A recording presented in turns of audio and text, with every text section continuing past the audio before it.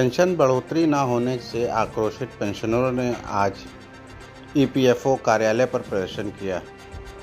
केंद्र राज्य सरकार के सार्वजनिक उपक्रमों, सहकारी, निजी संस्थाओं एवं मीडिया हाउसों के पेंशनरों की न्यूनतम पेंशन केंद्र सरकार द्वारा न बढ़ाए जाने के विरोध में देश भर में प्रदर्शन किया जा रहा है। इसी क्रम में आज गोमती नगर स्थित ईपीएफओ कार्यालय पर रोडवेज, एचएल, एग्रो, एसएफसी, ऑप्ट्रैन, पीसीएफ, सीट अन्य आदि संस्थाओं के लोगों ने हजारों की संख्या में प्रदर्शन किया। कि ईपीएफओ कहता फंड नहीं है। जो ये विधवा पेंशन, इनके कौन से लाडली बहना, लाडली भाव है और श्रम वो योजना और कौन कौन, हाँ सबको मिल रहा है। इनका कौन सा फंड है या विधायकों मंत्रियों को मिल रहा है? इनका कौन सा फंड इन्होंने हर महीने दिया है जिसका रिटर्न इनको दिया जा रहा है?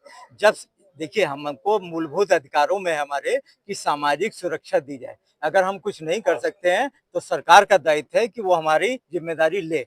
हम लोगों ने 30-35 वर्ष काम किया है। ये हमेशा जो भी परिस्थितियां हुई, हम लोग 24 घंटे के नौकर थे, जब भी बुला लिया जा सकता। 10 से 5 तो वैसे टाइम था। अब जब हम लोगों की परिस्थिति ऐसी आ गई, हर महीने हम लोगों ने जमा किया है और उसके लिए हम लोगों को मांग हो रही है कि हमको दिया जाए। आप जो श्रम योजना चालू की है उसमें 100 रुपए अगर आप महीना जमा करेंगे तो 3000 रुपए आपको पेंशन मिलेगी जब आप 58-60 वर्ष के हो जाएंगे। हम लोगों ने 1250 रुपए जमा किए हैं, हमको 2000 रुपए पेंशन आप दे रहे हो। ये कौन सा न्याय है? सारा फंड सरकार के पास है, हजारों करोड़ रुपए आप दुनिया का लुटाते रहते हो। 82 करोड़ लोगों को आप मुफ्त में राशन बांट रहे हो। इनका कौन सा आपने जो है पैसा लेके रखा है जो आप रिटर्न कर रहे हैं? हम लोगों को ना राशन मिल सकता है, ना ही मेडिकल सुविधा मिल सकती है, क्योंकि हमको 800-1000 रुपए पेंशन मिलती है, तो हम लोग उसके पात्र नहीं है। तो ये बुजुर्गों के साथ अन्याय हो रहा है। सबका साथ, सबका विकास और पेंशनरों का सत्यानाश। समझे? ये सब आराम से बैठे, हमारे पैसे से बैठे सर। ये हम लोगों के पैसे से। हम लोगों ने कोर्ट में केस करे हायर पेंशन के लिए। जब हम लोगों ने आरटीआई से जवाब मांगा तो करोड़ों रुपए इन लोगों ने हम लोगों को हराने के लिए खर्च किए, हमारे ही पैसे से। कपिल सिब्बल से लेके बड़े बड़े तक वकील किए आपने और हमको हराया और हमको पेंशन नहीं दे रहे। और जब सुप्रीम कोर्ट ने ऑर्डर कर दिए कि इन लोगों को पेंशन दी जाए, अगर जो इच्छुक हैं अगर वो पिछला एरियर दे दें और आपका इंटरेस्ट दे दें तो इनको पेंशन दी जाए। इन्होंने इतने क्लास लगा दिए कि आपका ट्रस्ट है, एग्जेम्प्टेड हो, अनएग्जेम्प्टेड हो, इतने क्लास लगा दिए, सबको रिजेक्ट कर दिया। तो मतलब घोर अन्याय है बुजुर्गों के साथ। सब लोग परिवार में भी होता है तो लोग सोचते हैं कि बुजुर्गों का आशीर्वाद लिया जाए, सबसे पहले उनको खाना मिले और तब वो खाएं। और ये सरकार ऐसी है कि सबसे ज्यादा अन्याय बुजुर्गों के साथ हो रहा है। इसकी संघर्ष चल रहा है हम लोगों का। और हम लोग हमारे कमांडर साहब जो है अशोक राव जी, उनका कहना है सड़ सड़ के मरने से अच्छा है कि लड़ लड़ के मरा जाए। जितनी भी जिंदगी है हम लोग लड़ लड़ के मरेंगे और अपना अधिकार है लेके रहेंगे। मैं यही कहना चाहता हूँ कि नरेंद्र मोदी जी से जब पूछा गया कि आपका परिवार क्या है, तो उन्होंने कहा था पूरी भारत की 140 करोड़ जनता मेरा परिवार है। तो मैं उनसे आपके माध्यम से पूछना चाहता हूँ, क्या 78 लाख पेंशनर उनके परिवार नहीं है जो इनकी ये दुर्दशा कर रखी है? इनमें सब सरकारी डिपार्टमेंट के लोग हैं जिन्होंने निगम में 35 साल 40 साल नौकरी की और बुढ़ापे के पेंशन के लिए अपनी पगार से कटौती करके 470 रुपए, 541 रुपए, 1250 रुपए हर महीने 35-40 साल जमा किया। लाखों रकम इस सरकार के पास मेरी जमा है। उसके बाद ये कहते थे, जब पेंशन का आया फार्मूला और प्रस्ताव पास हुआ कि सरकारी पेंशन से 10 गुना बढ़ के पेंशन देंगे, 27,000 किसी पेंशन कम नहीं होगी। अब इन्होंने 500 रुपए से पेंशन शुरू की थी, यही फार्मूला इन्होंने किया। उसके बाद जब कांग्रेस गवर्नमेंट ने, मनमोहन जी ने 1000 की बात की तो इन्होंने कहा, इनके प्रवक्ता ने फरवरी में प्रकाश जावड़ेकर ने, कि ये क्या भीख है क्या इनके लिए जो 1000 रुपए दिए जा रहे हैं। मेरी सरकार जब आएगी तो मैं 3000 पर डीए कोश्यारी कमेटी की रिपोर्ट लागू करूंगा। और इन्होंने वो दिखा दिया झुंझुना कि 1,000 रुपए हम लोगों ने विश्वास किया इन पर।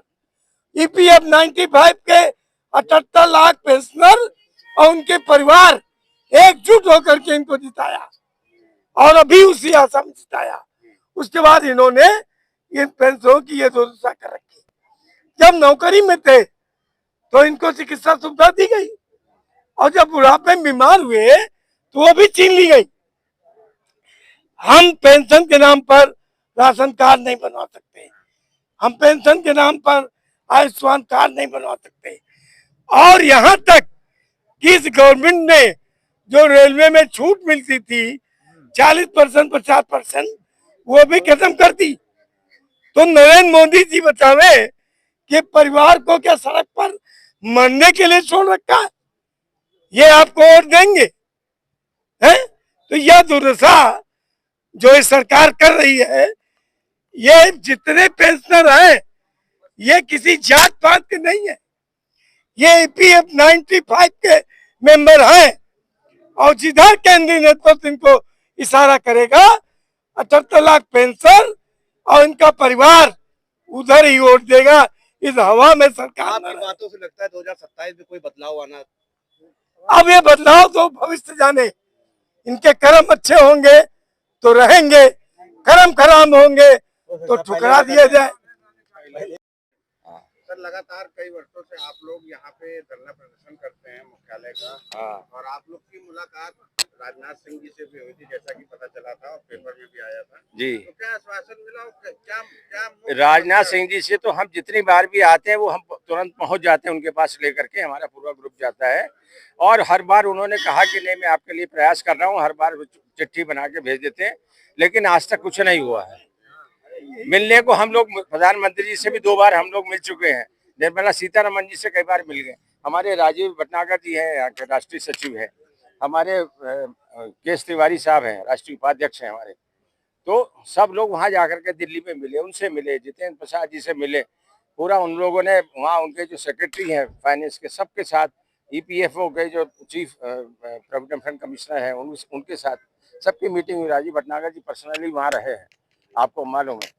उसके बावजूद भी उन्होंने कहा कि नहीं आपका, सारे उनको ऐसा नहीं है कि आपने सबने बना करके सारे डाटा हम लोगों ने दिए कि भैया ये पैसा कहाँ से आएगा, कैसे बटेगा, क्या होगा, हमारा ही पैसा है, उनको देना है। और जो सही गवर्नमेंट को वो दे रहे हैं अपना इतना वो पार्टिसिपेट कर रहे हैं, हमको 1.67 दे रहे हैं, हम कह रहे हैं हमारा 8.33 कर दिए, हमारा उसमें सारा काम हो जाएगा। बाकी जो हमारे फंड्स पड़े हुए हैं वहाँ पे, उनके बारे में राजीव जी बताएंगे पूरी डिटेल्स में, उससे हमारा काम हो सकता है। हम सरकार से अलग से कुछ नहीं चाह रहे, लेकिन नहीं हो रहा काम सब।